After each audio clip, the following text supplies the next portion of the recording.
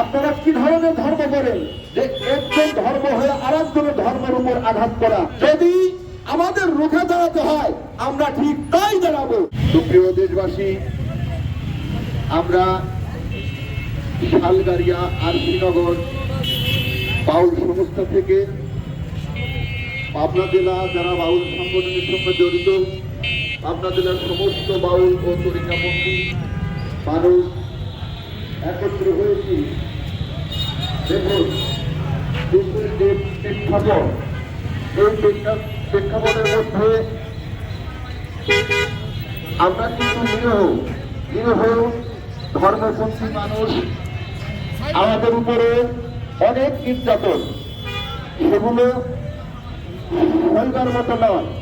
আমাদের বর্তমানে যে একটি ঘটনা, সাদুল্লাপুর চরপাড়া, হলুদবাড়ি চরপাড়া আব্দুল সালাম, সেখানে একটি বড়বীর আব্দুল কাদের জিলানী রহমতুল্লাহ আলাইহির রেস ধরে সেখানে একটি বড় ধরনের খানকা রয়েছে।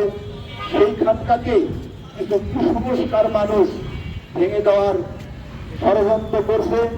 শুধু তাই নয়, সারা বাংলাদেশের তরিকা মানুষ বা বাউল শিল্পী সংস্কৃতির উপরে যে অত্যাচার নিপীড়ন, তা সহ্য করার মতো নয়। আমরা সারা বাংলাদেশের বাউল জানান দিতে চাই, এ ধরনের কার্যকলাপ যেন আর এই বাংলাদেশের মধ্যে না থাকে। আপনারা কি ধরনের ধর্ম করেন যে একজন ধর্ম হয়ে আর একজনের ধর্মের উপর আঘাত করা? এটা আমরা কখনোই সহ্য করব না।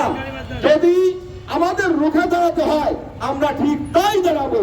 তো এটার প্রতিহত আমরা করেই ছাড়বো ইনশাআল্লাহ। আপনারা সাথে আছেন তো? আছেন, থাকবেন। এই ধরনের অন্যায় অত্যাচার আমরা প্রশ্রয় দিব না। আমরা ঐক্যবদ্ধ হয়ে আমাদের আবশ্যকের নেতৃত্বে সহযোগিতায় আমরা এগিয়ে যাবো ইনশাআল্লাহ। উপর মহলে যেতে হলে, আইন প্রশাসনের কাছে যেতে হলে আমরা যাব। এই বলে আমি সংক্ষিপ্ত আমার বক্তব্য শেষ করলাম। ধন্যবাদ সকলকে।